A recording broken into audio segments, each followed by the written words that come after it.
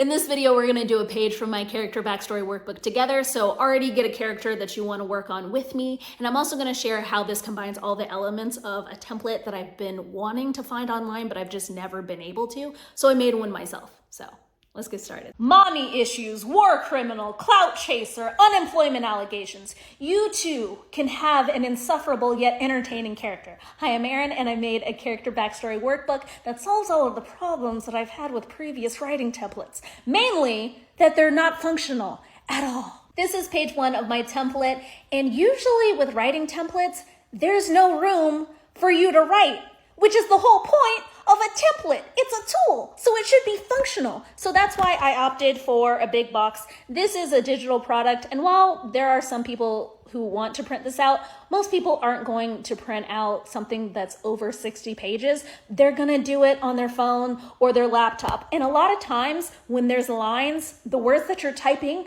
doesn't line up with those lines, and the lines don't account for how big you want your font to be. So then the whole time while you're writing, you're worried that you're running out of space. And if you're worried that you're running out of space, you can't do the full character deep dive that you want to do. So I opted for a huge box. This is for people who want to go deeper than just what your character's hair color and eye color is. Obviously, because we started off with mommy issues, because I feel like that's what gets the girls going. How are you like your mother? Consciously and subconsciously. Explain. Now that you have a character that you want to work on, put your character's name at the top of the page. I'm going to use my character Rosemary, Rosie Holloway, from my novella Truth Weekend. It's linked in my description if you want to read it. The ebook is only $2.99. So let's get started with number 1. Number 1, how is your character consciously and subconsciously like their mother? So consciously would be the similarities that they're aware of, and subconsciously would be the similarities that they're not aware of. So Rosie's mother was an actress and a dancer. Rosie also grew up in the theater. She's a big theater nerd. She did ballet growing up. Now she's in film school with these big aspirations of being a famous writer and director. So for the conscious part, we could put that they're both theatrical. They have a love of music and dance. They're very dramatic. They have this urge to prove others wrong and stake their claim in the industry and show others that they're capable and that they're very talented and that they're going to make it. Subconsciously, I would say that they both have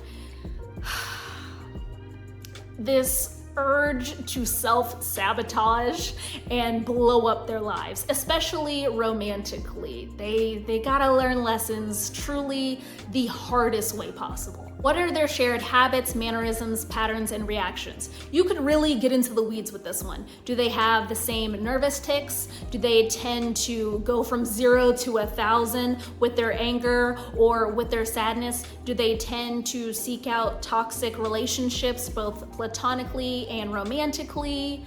Do they tend to spend a lot of time on the way that they look?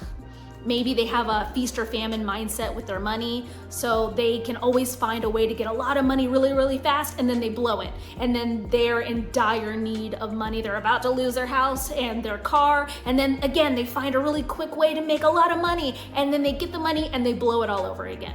So what are the similarities? With Rosie and her mom, they both work themselves to the point of exhaustion to prove that they are worthy, to prove that they are valuable, because to them, being valuable is being lovable. They also have very sharp mouths. When they're mad at you, they are arguing to kill, not to prove their point. They are aiming to hurt you when they are mad at you, not to actually solve the problem and explain their side. It's very black and white with them. Also, Rosie, even though she has a very sharp tongue, it's not as bad as her mom, and that is a conscious choice. But it's still pretty bad. But because it's not as bad as her mom, she thinks it's okay. I think that a lot of their similarities, their non-self-sabotaging similarities, are in beauty and self-maintenance routines. So they both have very chic, pristine it girl looks to them, and they both take pride in how they look. A non-spoilery way that they're subconsciously like each other, I think mostly manifests in the way that they try to attract other people and the things that they do to let other people's guards down and to endear themselves to others. And look at all of that we just got, just from page 1. This whole workbook goes much deeper. There's a whole family history deep dive. We go into fears and quirks and their relationships with their siblings and friendships and romantic partners. It's a lot.